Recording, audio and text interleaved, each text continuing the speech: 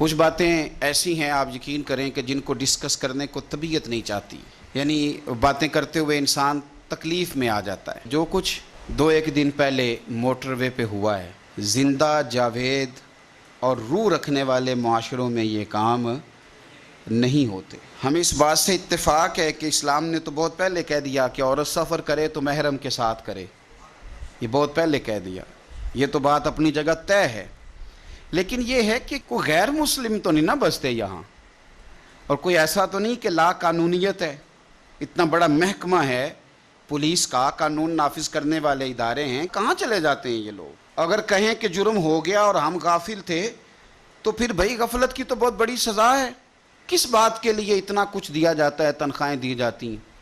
اور میں کوئی زیادہ پر امید نہیں تھا بہت ساری چیزوں سے، اور میں بڑی دیر پہلے سے کہہ رہا ہوں ہمارے ہاں اس طرح ہوتا ہے کہ اپوزیشن کے لوگ بھی کسی بھی ایک نقطے سے آ کے فائدہ اٹھاتے ہیں، اور وہ کوئی ایک نقطہ چھیڑ دیتے ہیں، کوئی کسی گورنمنٹ کی کمزوری، تو اس پہ ذرا واہ بلے تھوڑی دیر کے لیے ہو جاتی ہے۔ اخلاص کے ساتھ الا ماشاءاللہ ہماری اپوزیشن نے بھی حکومتوں کو کسی طرف مائل کرنے کو تیار نہیں ہوتی۔ اور میں تو بڑا پیچھے سے بات کرتا ہوں کہ وہ جو 300 کے قریب لوگ جل گئے تھے کراچی میں، ان کا انصاف ہو گیا؟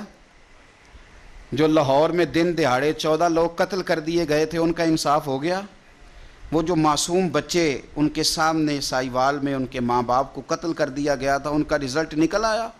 تو پیچھے سے جو حکومتیں چلی آ رہی ہیں آج تک کسی بھی مجرم کو باقاعدہ سزا نہیں دی جاتی۔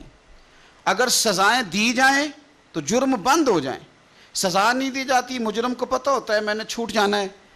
تو اب بھی یہی ہوگا، آپ یقین کریں جب میڈیا نے یہ خبر بریک کی ہے تو شرم سے سر جھک گیا ہے کہ یار اس وطن میں یہ حال ہوگا جو وطن کلمے کی بنیاد پہ بنا ہے، اس وطن میں یہ حال ہوگا جہاں ریاست مدینہ بنانے کے دعوے کیے جاتے، اور کوئی ایسی جگہ نہیں کہ کوئی جنگل ہے، یعنی ایک ایسا روڈ جو مصروف ترین روڈ ہوتے ہیں جن کو آپ نے جدید طرز میں بنایا ہے۔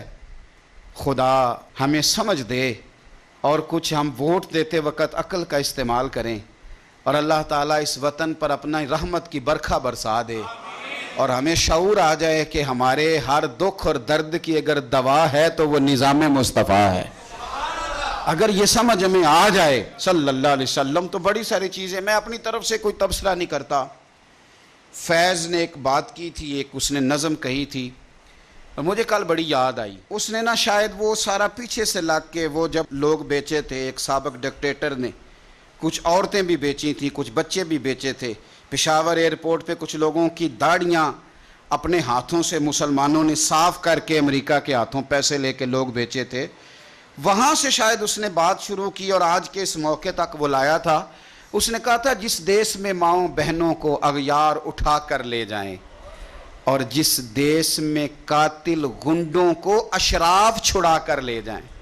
ایم این اے آئے، وزیر آئے گنڈے کی ضمانت کرانے، تو فیض کہتے ہیں کہ جس دیس میں ماؤں بہنوں کو اغیار اٹھا کر لے جائیں، جس دیس میں قاتل گنڈوں کو اشراف چھڑا کر لے جائیں، جس دیس میں کوٹ کچہری میں انصاف ٹکوں پر بکتا ہو، اور جس دیس میں منشی قاضی بھی مجرم سے پوچھ کے لکھتا ہو۔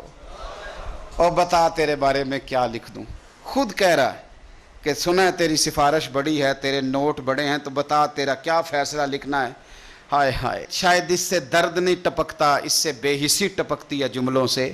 جس دیس میں کوٹ کچہری میں انصاف ٹکوں پر بکتا ہو، جس دیس میں قاضی منشی بھی مجرم سے پوچھ کے لکھتا ہو، جس دیس کے چپے چپے پر پولیس کے ناکے ہوتے ہوں، جس دیس کے مندر مسجد میں ہر روز دھماکے ہوتے ہوں، جس دیس میں جان کے رکھوالے خود جانیں لے معصوموں کی، سائیوال میں گولیاں ماری جائیں بچوں کے سامنے، جس دیس میں جان کے رکھوالے خود جانیں لے معصوموں کی، جس دیس میں حاکم ظالم ہوں سسکی نہ سنے مجبوروں کی، جس دیس کے عادل بہرے ہوں آہیں نہ سنے معصوموں کی، جس دیس کی گلیوں کوچوں میں ہر سمت فحاشی پھیلی ہو، اور جس دیس میں بنتے حوا کی چادر بھی داغ سے میلی ہو، جس دیس میں آٹے چینی کا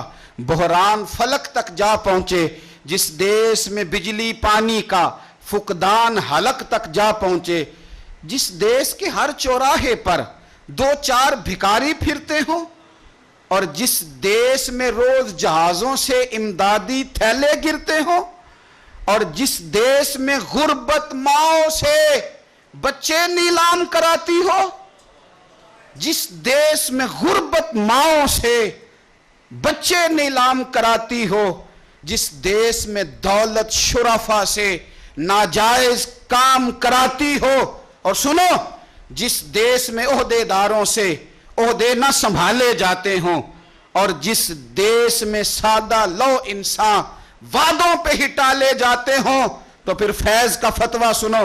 فیض کہنے لگے جس دیس کے عہدے داروں سے عہدے نہ سنبھالے جاتے ہوں، اور جس دیس کے سادہ لو انسان وعدوں پر ہی ٹالے جاتے ہوں، اس دیس کے ہر ایک لیڈر پر سوال اٹھانا واجب ہے، اور اس دیس کے ہر ایک حاکم کو سولی پہ چڑھانا واجب ہے۔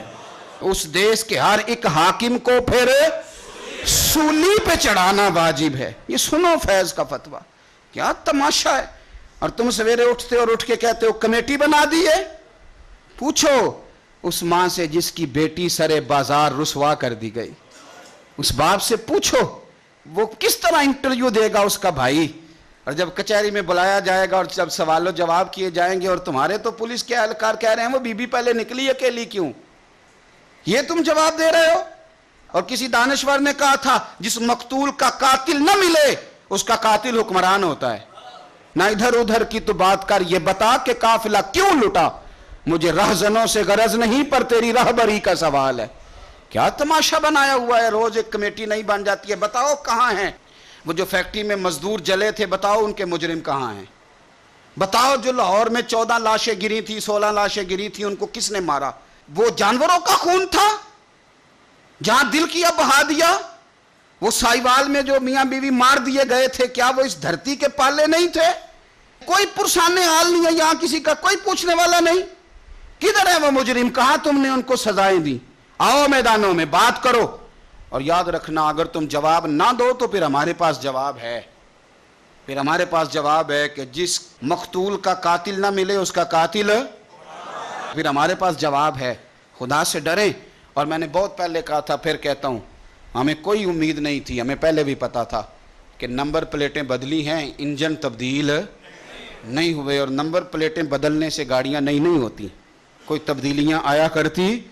ہماری تبدیلی بس ایک بات میں ہے، اور وہ بات یہ ہے کہ مصطفیٰ کریم کا نظام نافذ کر دیا جائے، بس اس کے علاوہ کسی اور جگہ گزارا ممکن نہیں ہے۔ اور پھر میں بڑے دنوں سے کہہ رہا ہوں، میں نے تو صحابہ کرام کی بے ادبیوں پہ بھی کہا تھا کہ میں کسی اور کو بھی اس کا مجرم قرار نہیں دیتا، اس کی مجرم حکومت ہے۔ آپ کہاں ہیں؟ قانون نافذ کرنے والے ادارے کہاں ہیں؟ ویسے آپ کو بڑا پتہ چل جاتا ہے کہ اس کے پاس پیسے کتنے ہیں، ویسے آپ کو بڑا پتہ چل جاتا ہے کہ فلانے ادارے نے کہا ہے کہ فلانا لیڈر مقبول کتنا ہے، ویسے آپ کو ادارے گن گن کے بتا دیتے ہیں کہ کس کے کتنے بندے ہیں اور کون کتنا مقبول ہے۔ یہ نہیں آپ کو ادارے بتاتے کہ مجرم کہاں بیٹھے ہوئے ہیں، یہ نہیں آپ کو خفیہ ایجنسیاں بتاتی ہیں کہ ملزم کہاں بیٹھے ہوئے ہیں، یہ نہیں بتایا جاتا کہ فتنہ اور فساد برپا کرنے والے لوگ کہاں ہیں۔ باقی ساری باتیں آپ کو آپ کے تعلق کی لوگ کھول کھول کے بیان کر دیتے ہیں۔ میں بڑی ذمہ داری کے ساتھ آپ حضرات سے بھی کہتا ہوں، حکومت وقت سے بھی کہتا ہوں کہ اب دیر نہ کرو، ورنہ یہ تھوڑے دن رہ گئے ہیں، قبر میں جائیں گے، لوگوں کے ہاتھ ہوں گے، تمہارے گریبان ہوں گے، اور تمہاری پشتوں پہ جھنڈے لگے ہوں گے کہ تم غدار تھے، پشتوں پہ جھنڈے لگیں گے، حدیث سے ثابت ہے۔ تو اللہ سے ڈر جاؤ، وقت ہے، واپس لوٹ آؤ، ابھی تو ٹائم ہے، تمہیں معافی مل سکتی ہے۔ اور یہ کوئی بھی پچھلی اس سے پچھلی حکومت کوئی بھی ایسی نہ بنے کہ جناب ہم بڑے اچھے تھے، تو یہ ایسے ہیں، میں گنوا چکا ہوں کہ کہاں سے قتل ہوتے آ اور کس حد تک ہوتے آ رہے ہیں۔ اللہ تعالیٰ بس ہمیں سمجھنے کی توفیق عطا فرمائے۔